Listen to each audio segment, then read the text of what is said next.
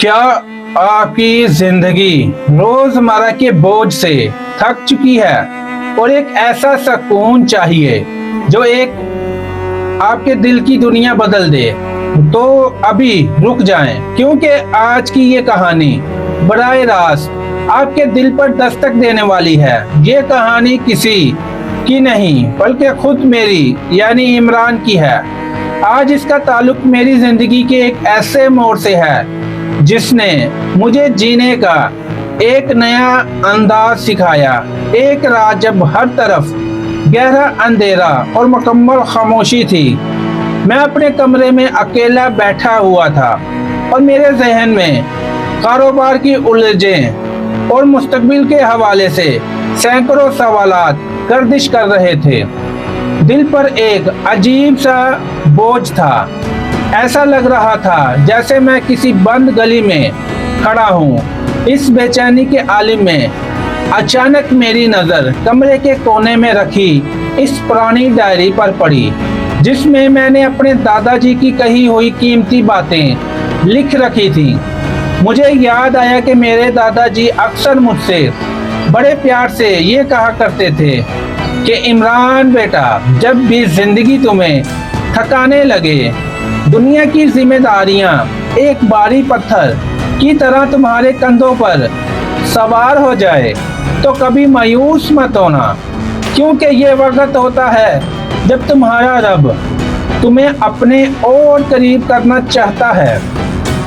दादाजी की ये बात मेरे दिल में तैर रही थी, तरोताज़ा हो रही थी, और मैंने उसी वक्त उठकर वज़ू किया और जान नमाज बिछाई, अपने रब के हजूर खड़ा हो गया। और जैसे ही मैंने सजदे में सर रखा तो मेरे सारे आंसू बह निकले और मुझे ऐसा लगा जैसे मेरे सारे बोझ किसी ने अपने ऊपर ले लिए।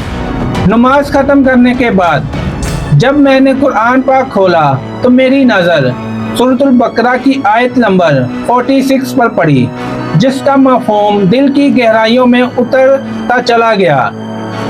जो इस बात का पुख्ता यकीन रखते हैं कि उन्हें एक दिन अपने रब से मिलना है। ये है सूरतुल बकरा आयत 46 और उसी की तरफ लौटकर जाना है। इस एक आयत ने मेरी पूरी सोच बदल कर रख दी।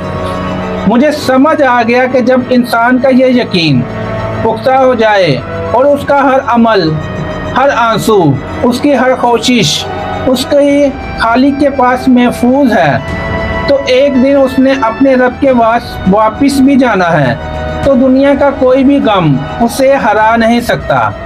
अब इस बात को सुने और मजा लें और झूम जाएं कि ये सूरतुल बकरा 46 की पूरी कहानी जो मैं देख रहा हूँ, ये कहानी कैसे पूरी होती है।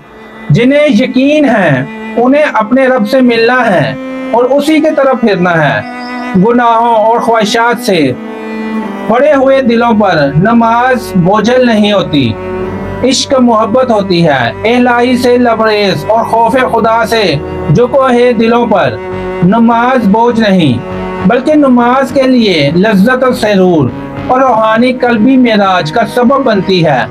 और ये वो लोग हैं जो अपने रब अज़्ज़ा वजल से मुलाकात पर यकीन रखते हैं और इसी मौला करीम के दीदार की तरफ रखते हैं। इसी आयत में बिशारत है कि आखिरत में मोमिनीन को दीदार इलाही की नेमत नसीब होगी। नीज़ अल्लाह ताला से मुलाकात और उसकी तरफ रजू और तरगीब दोनों हैं, और इन दोनों को पेशे नज़र रखना नमाज में खुशू पैदा करता है। और यही तरीका है, गोया नमाज में खुशू वज़ू कायम रखने का हुक्म भी दिया और इसी के हसूल का तरीका भी बता दिया। तो ये थी सूरतुल बकरा आयत 46।